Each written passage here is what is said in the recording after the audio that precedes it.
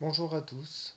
Je dédie cette vidéo à toute personne euh, qui, euh, qui sort d'un divorce ou qui est divorcée, à savoir que c'est pas évident, qu'il y a beaucoup de personnes qui essayent de vous mettre dans des situations impossibles alors que vous êtes en détresse, alors que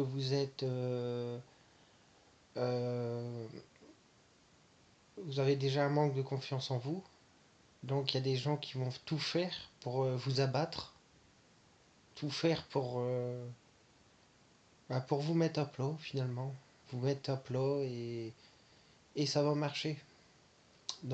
Pour mon histoire, j'ai resté un an et demi de mariage, 10 ans de vie commune, beaucoup de regrets, car un grand manque de discussion, que ce soit du côté de ma femme, enfin de mon ex-femme, et du côté de moi, un grand manque de discussion. Une crise que j'ai eue et que j'ai pas réussi à me contrôler, alors que j'ai toujours été quelqu'un de courageux, quelqu'un de droit. J'ai fait une erreur dans ma vie et je me suis retrouvé dans un centre pendant 3 mois. C'est un centre hospitalier, un CMP. Suite à ma dépression, j'ai fait j'ai démissionné d'un CDI bêtement avec ma femme parce que j'étais en panique, j'étais en stress et bon, j'ai pas eu trop l'intelligence, que ce soit de mon côté ou côté de ma femme, de dire si je démissionne, on va rien toucher.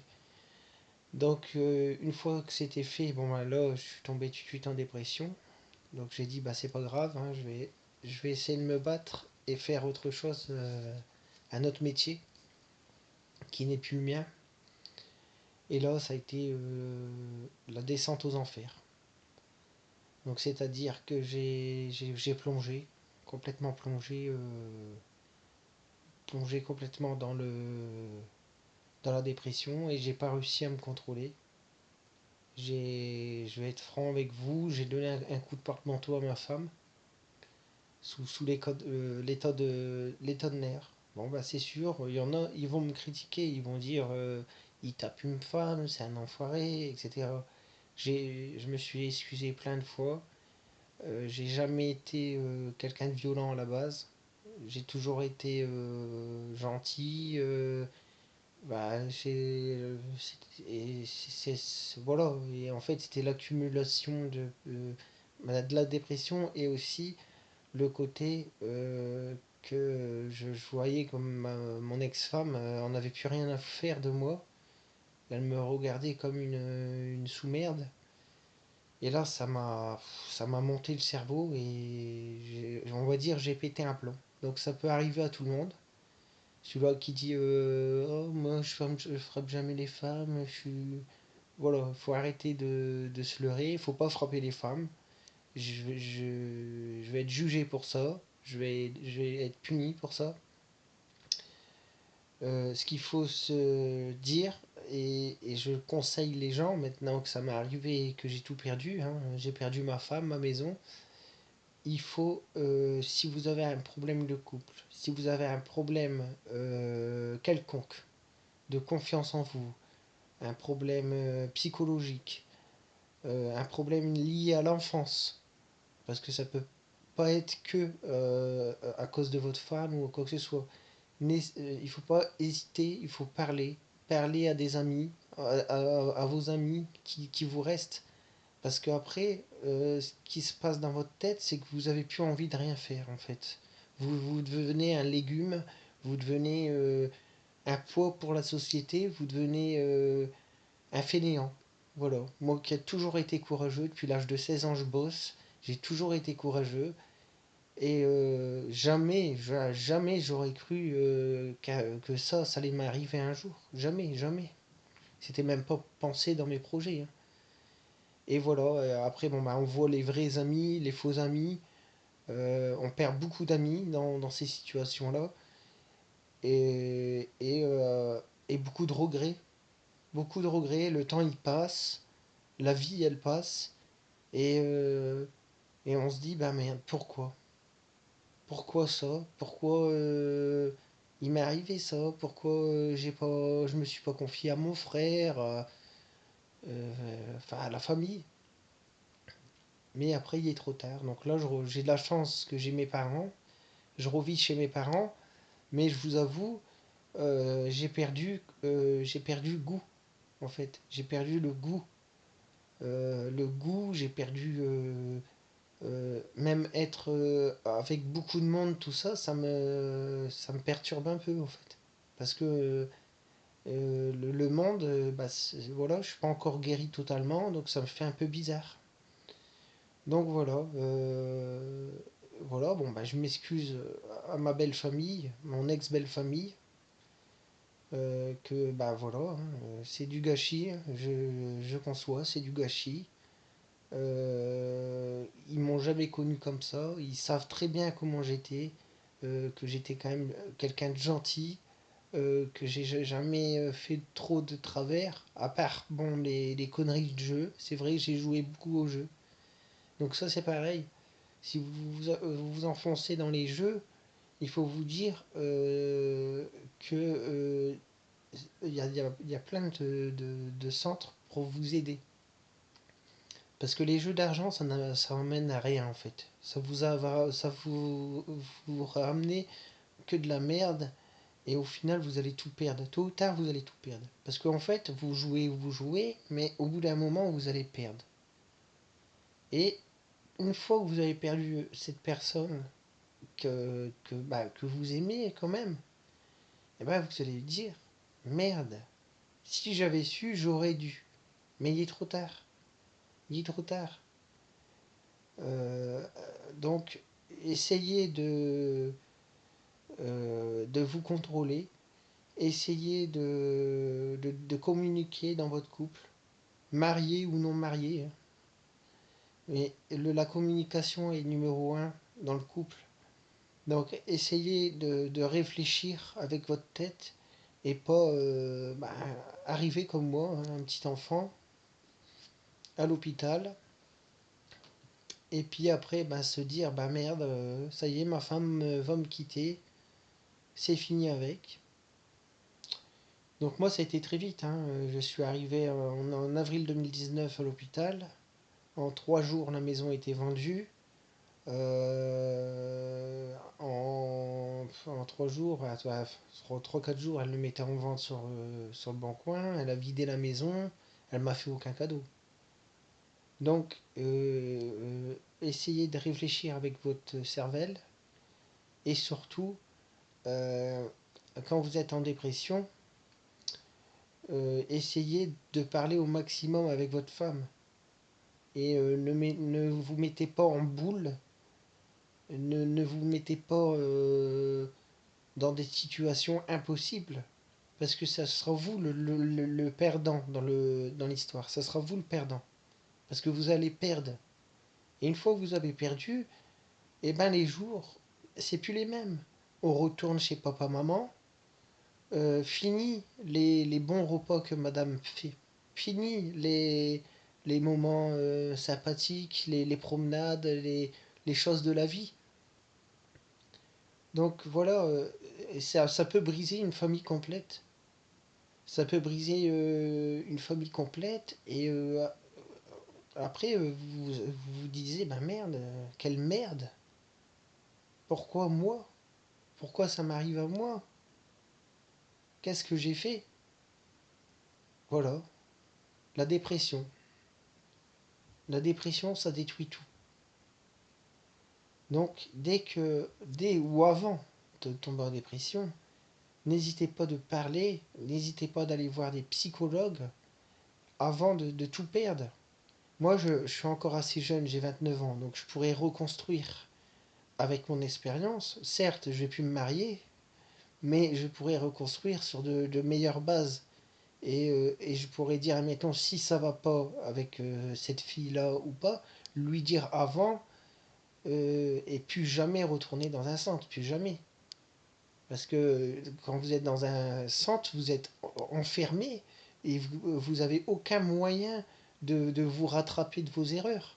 Parce que vous êtes enfermé pendant 3 mois et pendant 3 mois, bah, votre ex-femme, elle réfléchit. Elle se dit, bah voilà, mon mari n'est plus là pour m'aider, qu'est-ce que je fais?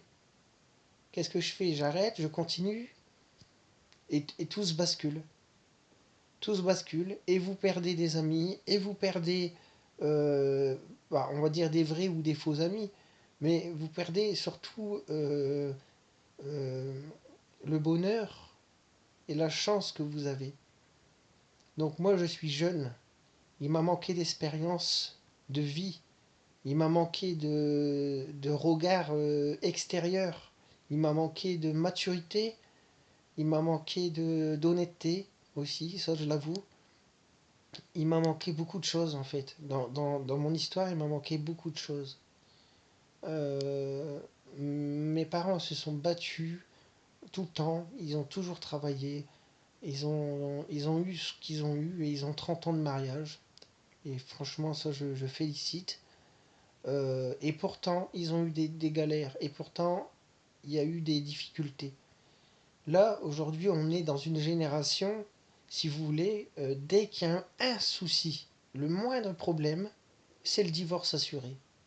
Pourquoi? Bah, je dirais parce que on vit dans un monde de fous, dans un monde de singes, où il y en a, ils vont préférer l'argent à l'amour, dans beaucoup de cas, et ils vont se dire, bah, ils me donnent plus d'argent, et même plus, je m'en vais. Alors que des fois, il faut essayer de chercher pourquoi la personne est tombée si bas, pourquoi il est tombé en dépression, et essayer d'aider la personne dans sa dépression. Mais pas l'enfoncer pour dire, ça y est, il tombe en dépression, il m'aime plus, je vais le quitter, au revoir, merci pour tout. Ça, ça marche pas toujours comme ça dans la vie. Il y en a, ils font des dépressions, il y en a, ils font des tentatives de suicide, et le mari ou l'homme ou la femme est toujours là pour l'aider. C'est comme une maladie. Donc, certes, moi, je ne suis pas un grand exemple par rapport à tout ça. J'ai toujours eu un manque de confiance en moi, ça monte depuis mon plus jeune âge, et un manque de communication. Donc, voilà, je vous conseille impérativement de vous confier à votre femme, à votre conjoint quelconque, que ce soit femme, homme, euh, et surtout libérez-vous l'esprit du monde de singes, parce qu'on est dans un monde de singes. Et faites attention à vos proches avec le coronavirus aussi. Donc pour moi, bon, là je suis confiné chez mes parents, donc pour l'instant on va dire, je vais peut-être pas l'avoir, hein. Les regrets sont là. Je me suis excusé plein de fois et c'est malheureux. Voilà. Ça restera une histoire malheureuse enfin,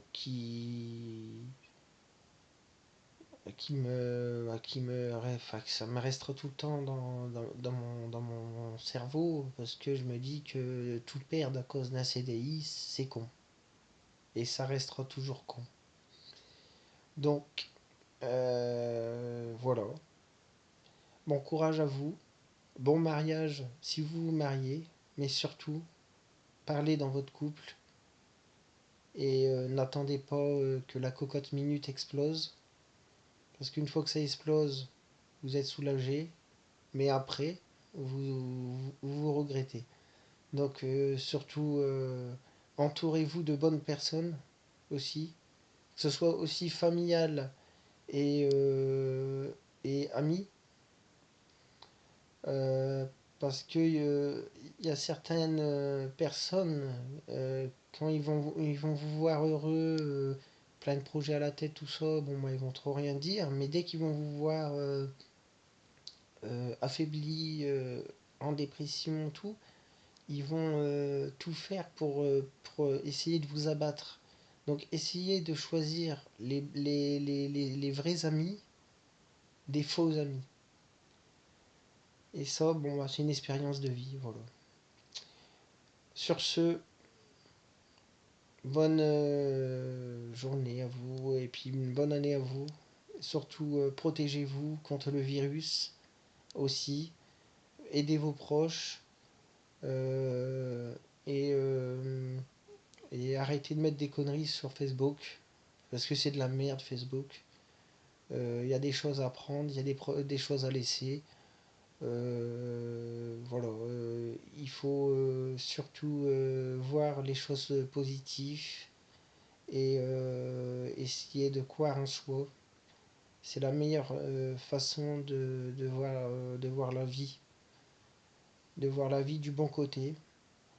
Voilà, moi ça restera mon plus gros échec, ça restera mon divorce, puisque c'est un livre qui s'est ouvert et qui s'est fermé d'une brutalité extrême et, et quelque part sans raison que ça devait arriver en fait. Donc voilà, la page se tourne pour moi.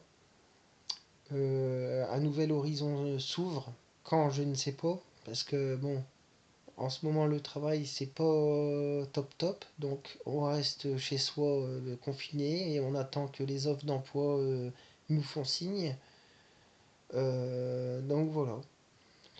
Sur ce, un bon, une bonne année et en espérant que on va vaincre ce virus. Ensemble, on est plus fort. Au revoir. Et c'était Jérémy. Bisous à vous.